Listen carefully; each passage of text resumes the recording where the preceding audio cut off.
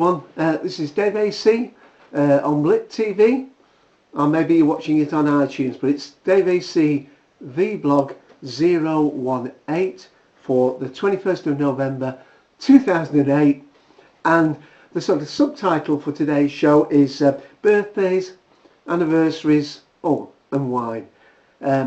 Lots of very big weekend in the Doctor Who world as we come up to the 22nd of November. We've got to that was the postman just arriving, so you really do know it's a live show. Maybe jump then. Let me talk through some of the events. First of all, to celebrate the 45th anniversary of a Doctor Who, and unfortunately the tragic events of the Kennedy assassination happened at the same time, but for the sake of the enjoyment of this show, the celebration is revolving around Doctor Who. And in America, Lewis and Ken are off this weekend and should be there now at Cambridge, Massachusetts, can't say it, near Boston, the New England fan experience. And they are going to be there interviewing a number of guests, but most notably for us Doctor Who fans, Peter Davison, who played the Fifth Doctor. And if you subscribe to Doctor Who Podshock on iTunes, you will have just perhaps heard number 134, where they actually interviewed Peter Davison live on the Podshock. A recorded thing, but it was them chatting to him just prior to them all going off where they will meet him again, because it's about 20 years since they last interviewed him. And just a few more points about that thing. Some of the other stars there, James Lee, who plays Ando in Heroes, Robert Picardo, who played the Doctor in Star Trek Voyager, Eric Roberts, who played the Master in the Doctor Who film, and also starred in one of my favourite non-science fiction films, that was By the Sword, with F. Murray Abraham. Marvellous story if you can watch it. And my apologies to the other guest stars there, but they are mainly series that I'm not that involved in watching. And related to that, there are lots of other anniversaries this few days. On the 18th of November, just gone, Mickey Mouse's 80th birthday.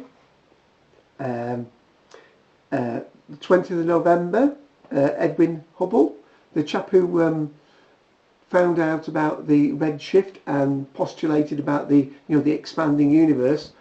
And I mentioned that because that's going to relate to my book choice later on.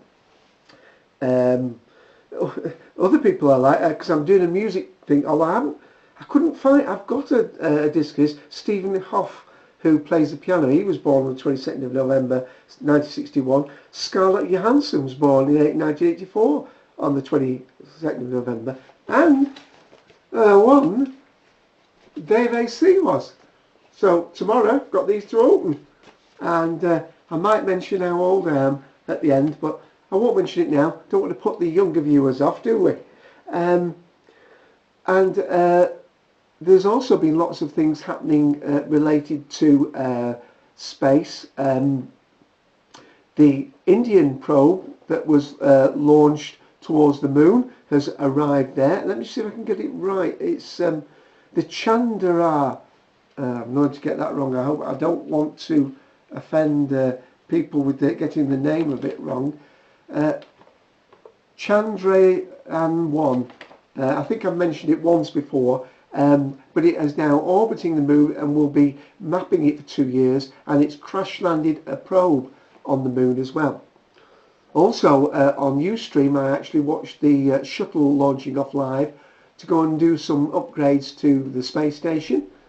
They've had already one little thing happen, that one of the people on a spacewalk lost some of their tools into space, so that was a bit of a disaster. But it's still very exciting, all the things that are happening and that's the Endeavour, I think it was, that took off on November the 14th.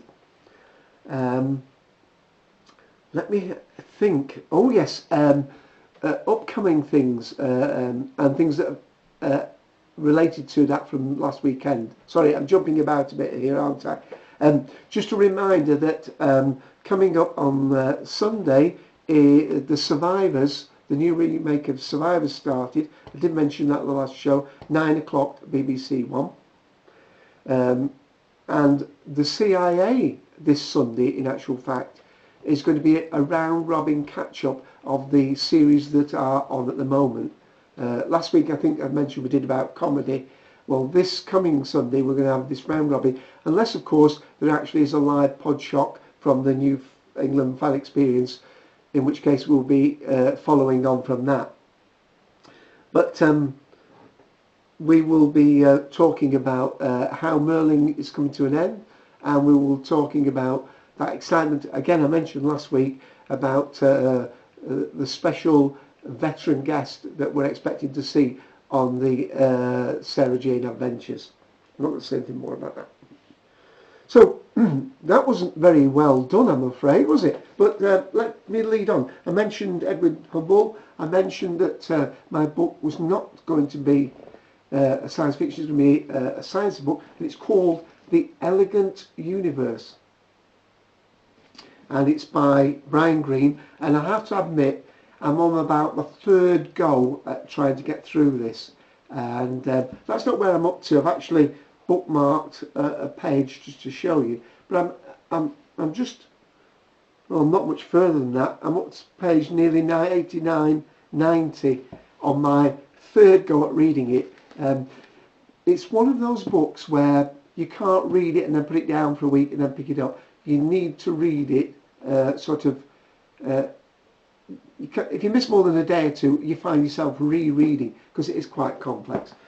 The bit here is a fairly famous one, I think, you know, where they talk about space, time and matter warping space. So space is not flat like a grid like that. That's obviously a two-dimensional picture of a three-dimensional universe, and the idea is to illustrate that how a mass warps space-time. So it's that sort of a read that you actually have to make somewhat of a commitment to enjoy it. But nonetheless, I do recommend that book, The Elegant Universe. I think it's being reprinted again at the moment. A nice present to buy somebody for Christmas if they're interested in science as well as science fiction. Science fiction. One of the other things doing the round is they've been showing trailer clips for the new Star Trek 11 film, which has been put back, I think, till May of 2009. But they've been showing clips, and starring in it are, let me get his name right, the chap who plays Styler in Heroes, Zachary Quinto. He's going to be playing Spock. There's a new actor I don't know much about called Chris Pine playing Captain Kirk. But Scotty is being played by Simon Pegg, a British actor who's actually been in Doctor Who, of course, hasn't he? So they are rather strange. Watch them yourselves. It really has a different look. We're talking about the earlier days of Kirk and Spock now at the Academy. And it's one of these new ideas about rebooting a franchise, isn't it? So that's Star Trek 11, not due out till next year, but the little preview clips are now doing the rounds on the internet. Well, bit disjointed today. It must be the excitement of the birthday coming up. Music. This is a CD of two of the possibly the most loved violin concertos, the Max Bruch Violin Concerto No. 1 and Felix Mendelssohn's Violin Concerto in E minor, Maxim Vengerov playing the violin, and let's hear a little bit of that. I've put it to the third movement of the Bruch Violin Concerto, and let's see if we can hear that. It's one of those pieces of music where you want to conduct.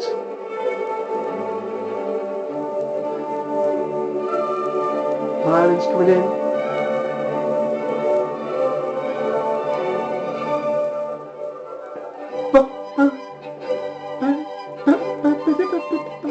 Brilliant. I won't be able to play a bit.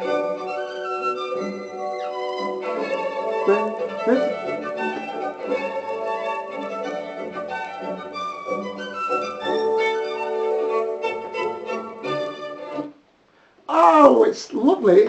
It's so difficult to switch that off once it gets going. Really great. It came out as a full price CD. Got to grab myself a bargain. Look at that. £17 it was, and I got it for £6. I don't know where they get these prices from, but still. And now on to I'm not really doing a DVD or Blu-ray this week. I'm just going to do a bit of a teaser because I've had this DVD for a while, and it's one of the films I've talked about before. It's called Dark City. Very strange science fiction film. Got Jennifer Collin in it, Rufus Sewell, and who's the other chap? Kiefer Sutherland, Ian Richardson. So there's lots of Richard O'Brien, lots of people in it. But the picture quality on it is terrible. I mean, you may well know that most widescreen pictures, they are anamorphically squeezed, so that when the TV shows them, that is opened out, and it means they can get more detail into the picture. But this is just like a little letterbox picture, and it's very poor. So I was very pleased that I managed to get the Blu-ray version. But I haven't, still in its wrapper, got a good price. I haven't watched it yet. I am hoping to enjoy that between now and next week's blog, and I want to talk about it in more detail then. So Dark City, a really strange book. And and I was going to mention one other Doctor Who thing, and I've left it on my shelf. Where is it? There it is. I mentioned it before, but with it being the 45th anniversary of Doctor Who this weekend, and unfortunately, sadly, the first anniversary of the first producer, Verity Lambert, who died last year. But there's never been a better time to buy the beginning box set. I've shown this before, but I thought it was worth another mention. Doctor Who, and it has An Unearthly Child, The Daleks, and The Edge of Destruction. Now that was the one that was filmed entirely inside the TARDIS. So that's another recommendation. So we're rattling through, not in any great order. Birthdays, anniversaries and wine. Well, the third Thursday in November, which in fact was yesterday, because we're the 21st today, is the day when Beaujolais Nouveau is released. That's the new wine rushed to the shops for the first tastings of the new vintage for 2008. Now that was only yesterday, and I haven't got my hands on any yet. But I've got the next best thing. Of course, in the southern hemisphere, the harvest is much earlier in the year, and their 2008 vintage wines have just been on the shelves for a few weeks, maybe a month or so here in the UK. And so the wine I'm going to taste to finish off today's show is a 2008. It's from South Africa. It's Lindemans, which is a little bit like Gallo is, I suppose, in the States.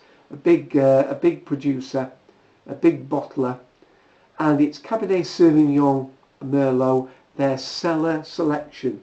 And that was about, I poured the bit out already, that was about £8. I think it was slightly reduced, but it's normally £8, so that's normally about what, $10 to $12, 9 or 10 euros.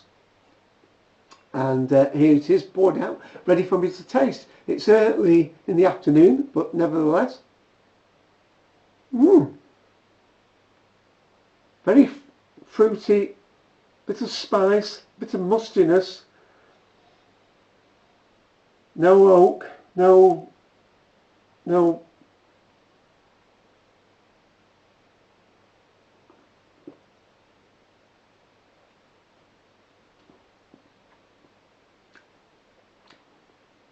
I should have said no oak in the flavour really.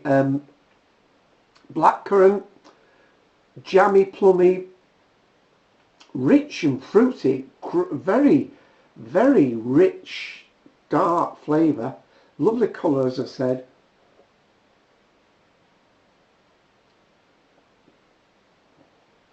It's that Merlot that's just giving it a bit of meatiness and a bit of fruitiness. Let's see what it says on the back. It's very tasty, very pleasant. Mellow red wine, yes, packed with delicious ripe blackberry, enhanced with a slight spiciness, round and smooth, ideal with steaks and other red meats and cheeses. Well, it's definitely got my appetite going for my lunch. It is a very, very balanced wine, very nice, very smooth, fruity.